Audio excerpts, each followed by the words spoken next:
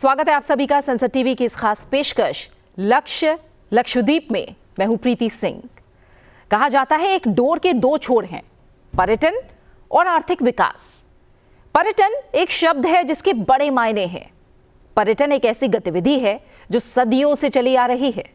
ये जोड़ती है, किसी जगह को जानने का मौका देती है, उस जगह के करीब जाने और सुकून शांति देने का काम करती है। लेकिन इसी पर्यटन को लेकर बेवजह विवाद खड़ा हो जाता है। एक ऐसा ही विवाद लक्षद्वीप और मालदीव को लेकर खड़ा हुआ है। यह विवाद शुरू हुआ प्रधानमंत्री नरेंद्र मोदी के लक्षद्वीप की यात्रा के बाद। प्रधानमंत्री नरेंद्र मोदी ने कुछ तस्वीरें पोस्ट की, ये वायरल हो गई। इसे लेकर मालदीव के कुछ मंत्रियों की तरफ से गैर जरूरी टिप्पणी की गई। मालदीव के मंत्रियों ने लक्षद्वीप बनाम मालदीव्स की बहस शुरू कर दी। मालदीव सरकार ने अपने मंत्रियों को पद से हटा दिया, लेकिन शायद तब तक थोड़ी देर हो चुकी थी। लेकिन जरा सोचिए, इस बहस से मालदीव को क्या हासिल हुआ? बॉयकॉट मालदीव्स ट्रेंड कर रहा है और इसके चलते लगातार मालदीव की फ्लाइट्स कैंसिल हो रही हैं, जबकि देसी कंपनियां अब लक्षद्वीप घूमने के लिए बम्पर डिस्काउंट ऑफर कर रही हैं। सोशल मीडिया पर लोग अपना आक्रोश जाहिर करते हुए मालदीव की पहले से बुक की गई यात्रा कैंसिल कर रहे हैं। भारत के लोग अपनी यात्रा को कैंसिल करने के स्क्रीनशॉट्स शेयर कर रहे हैं। मालदीव की जीडीपी पर्यटन पर निर्भर है और भारत से रिकॉर्ड संख्या में लोग मालदीव जाते हैं। भारत दिसंबर 2020 और जून 2023 के बीच मालदीव के लिए दुनिया का सबसे बड़ा पर्यटक बाजार रहा है। अकेले नवंबर 2023 में मालदीव में 18,000 से ज्यादा भारतीय पर्यटकों के आगमन के साथ भारत दूसरे स्थान पर रहा। मालदीव की 1/3 से अधिक रोजगार संभावनाएं सीधे तौर पर पर्यटन उद्योग से जुड़ी हुई हैं। मालदीव समेत पूरी दुनिया जब कोविड की चपेट में थी, उस वक्त भी भारतीयों ने मालदीव जाकर वहां की अर्थव्यवस्था को सपोर्ट किया। कोविड काल के दौरान करीब 63,000 भारतीयों ने मालदीव की यात्रा की थी। इसके अलावा भारत मालदीव में एयरपोर्ट्स बना रहा है। भारत ने मालदीव के कृषि और मछली पकड़ने के उद्योग में मदद की है। मालदीव की तरफ से आए रिएक्शन पर भारत की जनता ने रिएक्ट किया है। पर्यटन के नजरिए से मालदीव फिलहाल मुश्किल में है, तो भारत के लोग अपने देश की सुंदरता को करीब से देखने की प्लानिंग कर रहे हैं।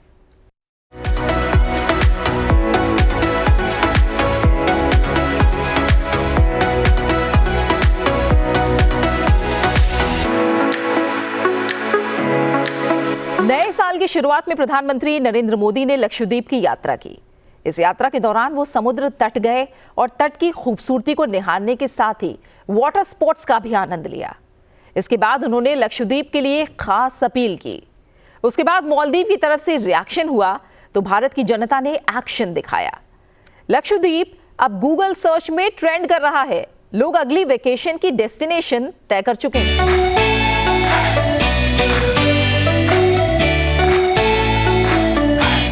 दूर दूर तक फैला नीला समुद्र, सफेद रेत, खुला आसमान और दिल को सुकून देने वाली शांति।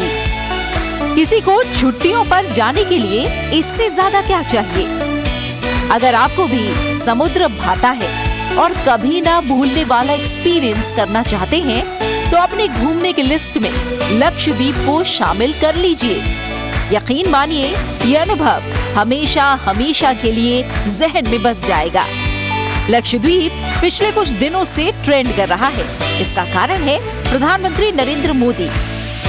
उन्होंने लक्षद्वीप के तट पर बैठकर खूबसूरत समुद्र को निहारा, वाटर स्पोर्ट्स का लुत्फ उठाया, फिर लक्षद्वीप आने की अपील की। लक्षद्वीप की सुंदरता को शब्दों में समेटना बहुत मुश्किल है। जो लोग दुनिया के अलग अलग देशों के द्वीपों को देखने जाना चाहते हैं, वहाँ के समंदर से अभिभूत है। उनसे मेरा आग्रह है कि वो पहले लक्षद्वीप आकर जरूर देखें। प्रधानमंत्री नरेंद्र मोदी 2 और 3 जनवरी को लक्षद्वीप की यात्रा पर थे। इस दौरान उन्होंने लक्षद्वीप की अपनी एक तस्वीर शेयर की, जिसके कारण भारतीयों में लक्षद्वीप घूमने को लेकर उत्सुकता बढ़ी है। लक्षद्वीप पर्यटन को बढ़ावा देते हुए प्रधानमंत्री ने कहा, कि प्राकृतिक सुंदरता के अलावा लक्षद्वीप की शांति भी मंत्रमुग्ध कर देने वाली है। लक्षद्वीप किसी भी तरह से किसी विदेशी पर्यटक स्थल से कम नहीं है। यहाँ शांति है तो प्राकृतिक सुंदरता भी है, समुद्र का सुंदर नजारा है तो एडवेंचर पसंद लोगों के लिए कई एक्टिविटी भी है। लक्षद्वीप में रोमांच से भरी जगहें हैं। लक्षद्वीप पर साफ पानी, सफेद रेत, समुद्र तट और कई रोमांचक स्थान हैं। द्वीप पर आने वाले लोग एडवेंचरस स्नॉर्कलिंग एक्टिविटी का भी लुत्फ उठा सकते हैं।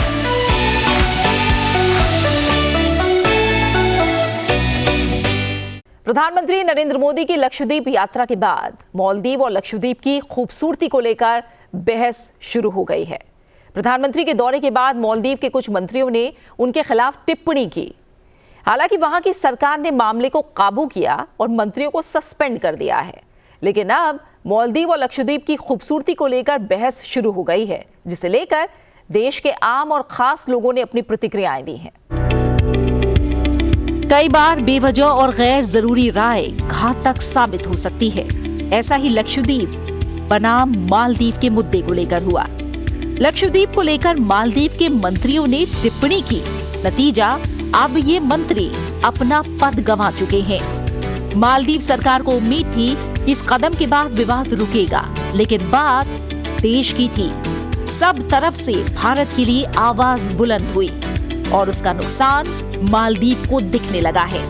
मालदीव के मंत्रियों की टिप्पणी पर बॉलीवुड स्टार्स की तरफ से रिएक्शन आया। अमिताभ बच्चन, अक्षय कुमार, कंगना रनौत, श्रद्धा कपूर, सलमान खान, जॉन अब्राहम जैसे बड़े स्टार्स ने सोशल मीडिया हैंडल पर सभी देशवासियों से लक्षद्वीप की एक ट्रिप बनाने की रिक्वेस्ट की। यही नहीं, बॉलीवुड के कई सेलेब्स ने प्रधानमंत्री नरेंद्र मोदी के एक्सप्लोर इंडियन आइलैंड्स के विचार का सपोर्ट करते हुए खुद भी लक्षद्वीप में वेकेशन बिताने की इच्छा जाहिर की है। सलमान खान ने भी इस मुहिम का समर्थन किया और लिखा, लक्षद्वीप के सुंदर, स्वच्छ और आश्चर्यजनक समुद्र तटों पर हमारे माननीय प्रधानमंत्री नरेंद्र भाई मोदी को देखना बहुत अच्छा है। सबसे अच्छी बात यह है कि ये द्वीप हमारे भारत में है। अक्षय कुमार ने कहा कि मालदीव के कई मशहूर पब्लिक फिगर की ओर से कमेंट आए हैं जो भारतीयों पर बेहद घृणात्मक और नस्लवादी टिप्पणी कर रहे हैं। मैं बहुत सरप्राइज्ड हूँ कि वो ऐसा कैसे कर सकते हैं, वो भी उस देश के साथ जो यहाँ से सबसे ज्यादा नंबर्स में सैलानी वहाँ भेजता है। हम अपने पड़ोसियों के साथ अच्छे हैं, लेकिन हमें ऐसी अकारण नफरत क्यों बर्दाश्त करनी चाहिए। मैंने कई बार मालदीव का दौरा किया है और हमेशा इसकी प्रशंसा की है, लेकिन गरिमा पहले है।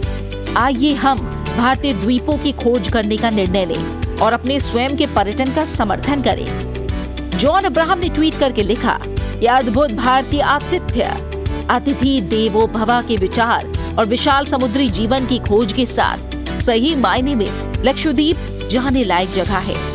बॉयकॉट मालदीव्स में खास के साथ आम लोग भी खुलकर सामने आ रहे हैं। इसका सबसे ज्यादा असर मालदीव के टूरिज्म सेक्टर पर पड़ता दिखाई दे रहा है, जिसका देश की जीडीपी में बड़ा हिस्सा है।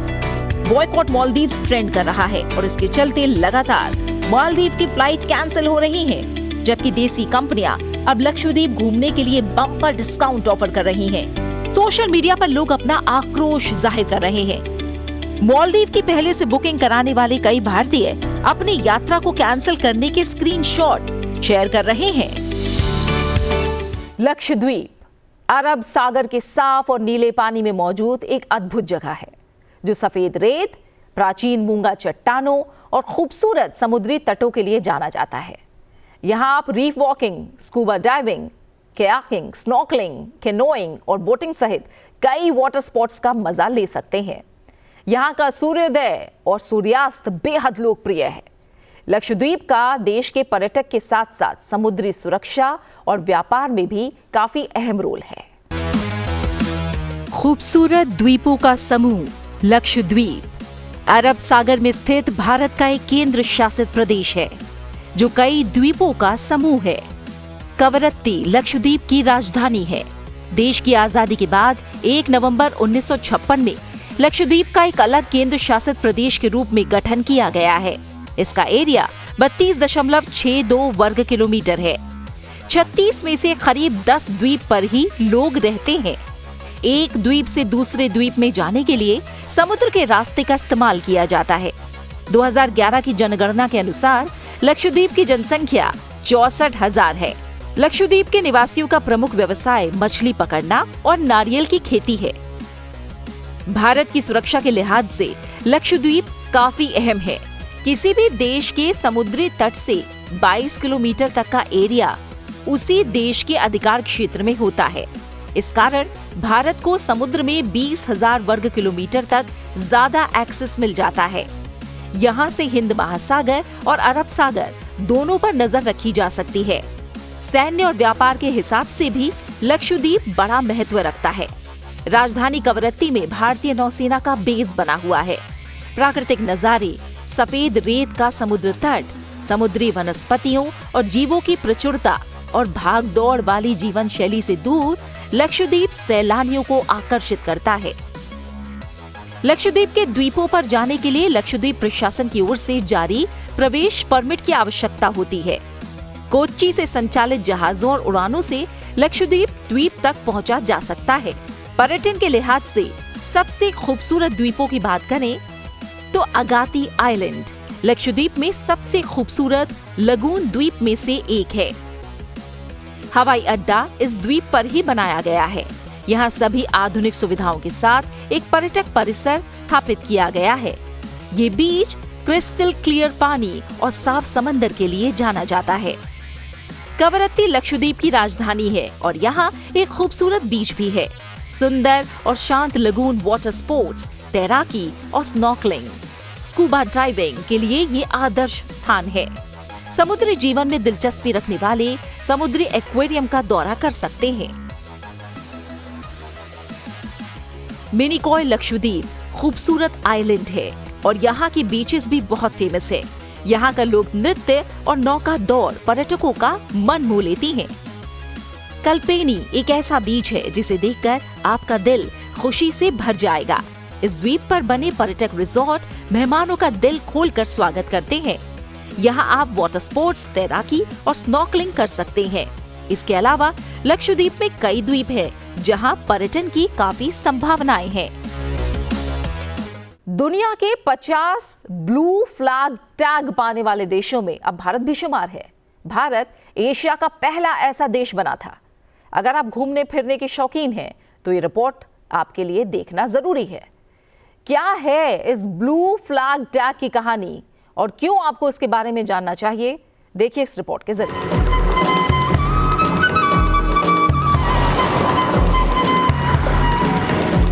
दुनिया के समुद्री तट हमेशा से लोगों के लिए आकर्षण का केंद्र रहे हैं। हर साल बड़े पैमाने पर लोग ऐसी जगहों पर घूमने जाते हैं, समुद्र किनारे मौज मस्ती करते हैं। इंसान और दूसरे जीव जंतुओं का जीवन महासागरों पर निर्भर है। देश के 12 समुद्र तटों को प्रतिष्ठित अंतर्राष्ट्रीय प्रमाणन ब्लू फ्लैग हासिल है। ब्लू फ्लैग के लिए 4 प्रमुख आधारों पर आकलन किया जाता है, जिनमें पर्यावरण, शिक्षा और सूचना, नहाने के पानी की गुणवत्ता, पर्यावरण प्रबंधन और समुद्र तटों पर संरक्षण, सुरक्षा और सेवा शामिल है। देश के जिन समुद्र तटों को ब्लू फ्लैग प्रमाणन हासिल है, उनमें गुजरात का शिवराजपुर तट शामिल है। द्वारका से करीब 11 किलोमीटर दूर शिवराजपुर तट हमेशा से सैलानियों के आकर्षण का केंद्र रहा है। यहाँ बोटिंग, स्कूबा डाइविंग और हॉर्स राइडिंग समेत कई सुविधाएं उपलब्ध हैं। शिवराजपुर बीच पर सफेद रेत और बिल्कुल स्वच्छ नीला पानी यहाँ की सुंदरता में 4 चांद लगा देता है। बीच पर कुछ दूरी पर स्कूबा डाइविंग की भी सुविधा उपलब्ध है।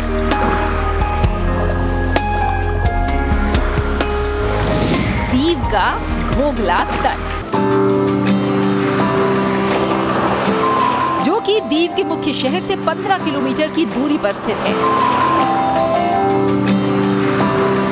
ये रेतीला समुद्र तट जिले में स्थित सभी समुद्र तटों में से सबसे बड़ा, सुंदर और शानदार है।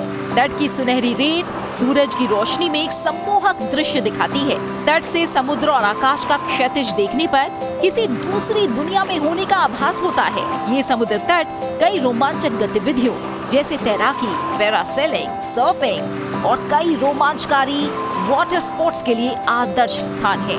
जो पर्यटक पानी के गेम्स यानी वाटर स्पोर्ट्स के दीवाने हैं, वो यहाँ आकर इन खेलों का पूरा लुत्फ उठाते हैं। प्रकृति की गोद में शांत, एकांत और सौहार्द से समय गुजारने की ख्वाहिश रखने वाले पर्यटकों के लिए दीव के घोघला तट से बेहतर कुछ नहीं है। तट से मछली पकड़ने वाले गांव, चर्च और किलों का विहंगम दृश्य भी दिखाई देता है। पर्यटकों के लिए यहाँ हर तरह की सुविधाएं उपलब्ध हैं, जिस वजह से सैलानी दीव से हसीन यादों को अपने साथ समेट कर ले जाते हैं। अंतरराष्ट्रीय प्रमाणन ब्लू फ्लैग वाले तटों में कर्नाटक का कासरगोड और पदुबिद्री समुद्र तट भी शामिल है। इन समुद्र तटों पर grey water treatment plants, solid waste management plant, विकलांगों के लिए अनुकूल उपकरण है, जो उन्हें समुद्री जल, बैठने की व्यवस्था, स्वच्छ पेयजल, वॉशरूम, चेंजिंग रूम, नहाने की सुविधा, दिव्यांगों के लिए अनुकूल और सामान्य शौचालय, पार्किंग की सुविधा उपलब्ध करवाते हैं। साथ ही यहाँ सौर ऊर्जा संयंत्र और सौर प्रकाश लोगों को बेहद पसंद है। केरल का कप्पाड़ तट, इसका ऐतिहासिक महत्व है। इस तट पर लगभग 500 साल पहले 1498 में वास्को द गामा ने कदम रखा था। चट्टानें और पहाड़ियां इसके आकर्षण में इजाफा करते हैं। समय समय पर यहाँ प्रवासी पक्षी भी देखे जा सकते हैं। ये तट खूबसूरत और मनमोहक आबो हवा से पर्यटकों का मनोरंजन करता है। ये समुद्र तट यहाँ आने वाले सैलानियों के बीच काफी लोकप्रिय है। पर्यटक यहाँ बोटिंग, जेट स्की जैसे रोमांचक गतिविधियों का भी आनंद उठा सकते हैं। विशाखापट्टनम का सबसे बेहतरीन समुद्र तट रुशिकोडा बीच, जहां सुनहरी रेत के कालीन पर नीले रंग का पानी अठखेलियां करता हुआ दिखाई देता है। पूर्वी घाट की पहाड़ियों के बीच ये क्षेत्र पर्यटकों को सुखद अनुभव देता है। ये तट तैराकी, वाटर स्कीइंग और विंडसर्फिंग के लिए एक आदर्श जगह है। जब समुद्र के किनारे चहलकदमी करती हुई ठंडी ठंडी हवा शरीर को स्पर्श करती है, तो ये अनुभव वास्तव में सैलानियों को तरोताजा कर देता है। ओडिशा में पुरी का गोल्डन तट बंगाल की खाड़ी के तट पर स्थित है। पुरी समुद्री तट शहर का एक लोकप्रिय पर्यटक आकर्षण है और इस तट को तैराकी के लिए आदर्श और देश के सर्वश्रेष्ठ समुद्री तटों में से एक माना जाता है। भगवान जगन्नाथ की नगरी में स्थित इस समुद्री तट को धार्मिक रूप से पवित्र माना जाता है। समुद्री तट पर बिखरी सुनहरी रेत, सुखदायक हवा, जगमगाता साफ पानी और सनराइज और सनसेट के लुभावने दृश्य इस समुद्र तट को काफी आकर्षक बना देते हैं। पुरी का गोल्डन तट, इस पर सैंड आर्टिस्ट सुदर्शन पटनायक की रेत पर कलाकारी भी सैलानियों को अपनी ओर खींचती है। निकोबार का राधानगर समुद्र तट विदेशी सैलानियों की पहली पसंद है। राधानगर तट एशिया का दूसरा सबसे लंबा और मशहूर तट है। 2 किलोमीटर लंबे और औसतन 30 से 40 मीटर चौड़े राधानगर तट को टाइम मैगजीन ने एक सर्वेक्षण में एशिया का सर्वोत्तम बीच समुद्र तट करार दिया है। राधानगर तट के पवित्र अछूते तट अत्यंत सुंदर और सभी प्रकृति प्रेमियों और सैलानियों के लिए आकर्षण का केंद्र हैं। राधानगर तट पर रेत की ढलानें ज्यादातर संपूर्ण पर मिलती हैं। इससे मिलन बिंदु पर ज्यादा पानी जमा होने की संभावना होती है। राधानगर तट पर उजली रेत, लंबे पेड़ और सामने से लगातार आती समुद्र की लहरें ऐसा सम्मिश्रण बनाते हैं कि उसमें डूबे बिना नहीं रहा जा सकता। राधानगर समुद्र तट पर कैंपिंग सुविधा भी उपलब्ध है। भविष्य में जीवन की आवश्यकताओं की पूर्ति के लिए जमीनी संसाधन पर्याप्त नहीं होंगे। अधिकतर समुद्र तटीय देश महासागरों में विकास के नए संसाधनों की तलाश में जुट गए हैं। भविष्य की जरूरतों और भारतीय अर्थव्यवस्था में समुद्री संसाधनों की भागीदारी बढ़ाने के लक्ष्य से भारत सरकार ने ब्लू इकोनॉमी पर विशेष जोर दिया है।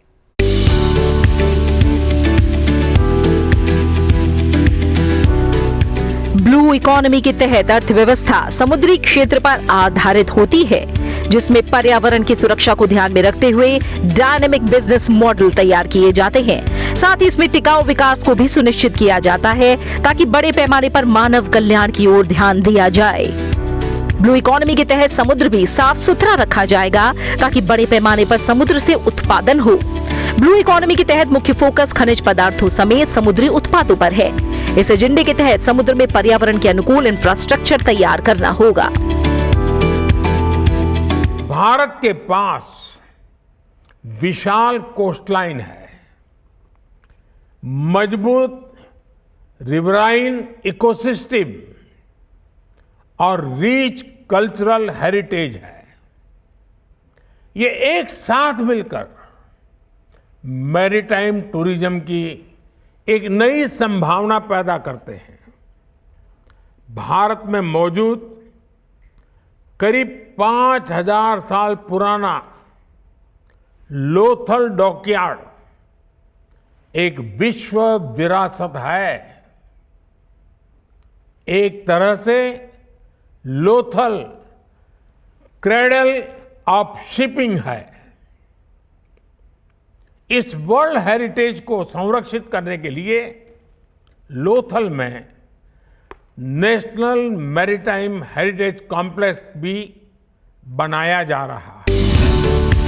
डीप ओशन मिशन केंद्र सरकार की ब्लू इकोनॉमी पहल का हिस्सा है, जो आने वाले वर्षों के दौरान भारत की समग्र अर्थव्यवस्था के निर्माण में एक प्रमुख भूमिका निभाएगा।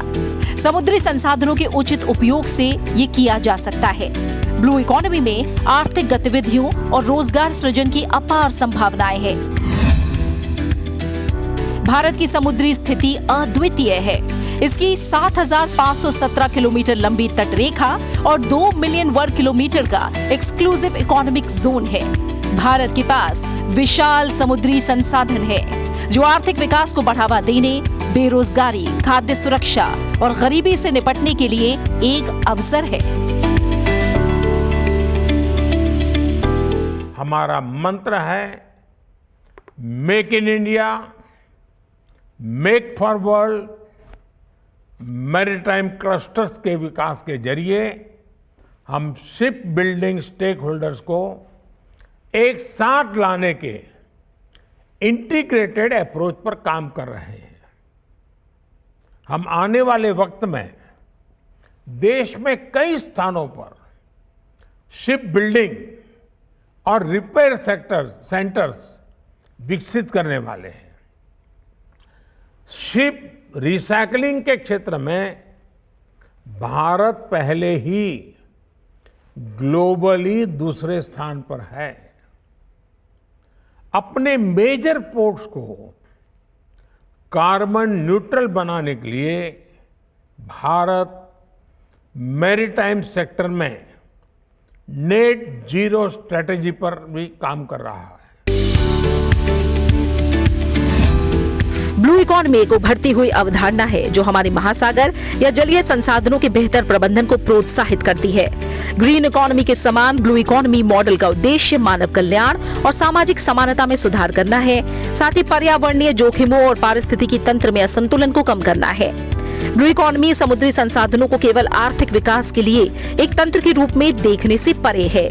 ब्लू इकोनॉमी केवल बाजार में नए अवसर नहीं उत्पन्न करती, बल्कि ये अधिक अमूर्त समुद्री संसाधनों के संरक्षण और विकास का भी प्रावधान करती है।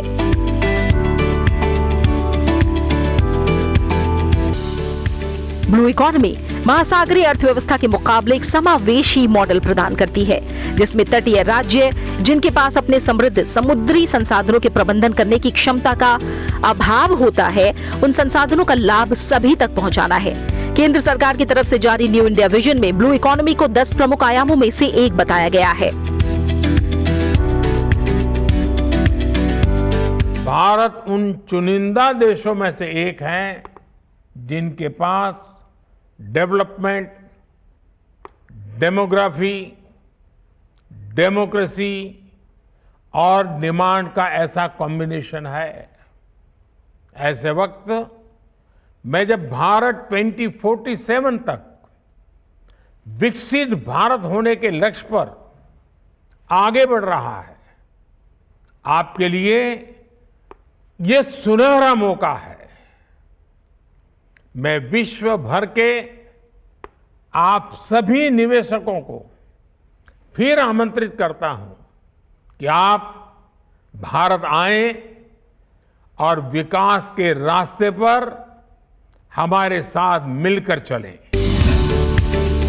सतत विकास लक्ष्य को प्राप्त करने में सहयोग, सतत ऊर्जा यानी अक्षय ऊर्जा की बढ़ती मांग का समर्थन करते हुए अपतटीय क्षेत्रों में अपतटीय पवन, लहरों, ज्वारीय धाराओं सहित महासागरीय धाराओं और तापीय ऊर्जा के लिए व्यापक संभावनाएं हैं।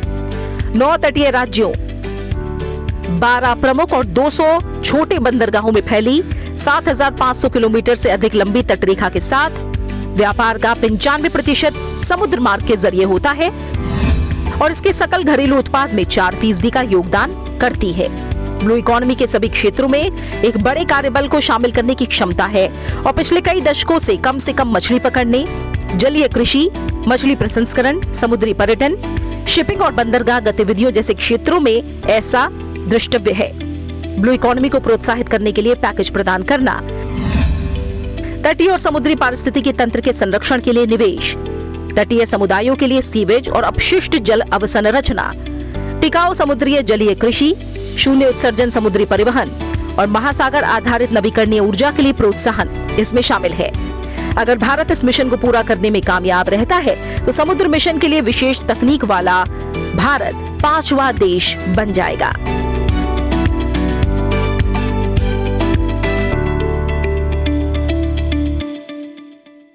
और इसी के साथ फिलहाल हमारी इस खास पेशकश लक्ष्य लक्षद्वीप में इतना ही। आप इस कार्यक्रम को हमारे YouTube चैनल पर भी देख सकते हैं और अपनी राय, सुझाव और प्रतिक्रिया हमारे साथ साझा कर सकते हैं। इसका हमें इंतजार रहता है। अपना अच्छे से ख्याल रखिए और मुझे दीजिए इजाजत। नमस्कार।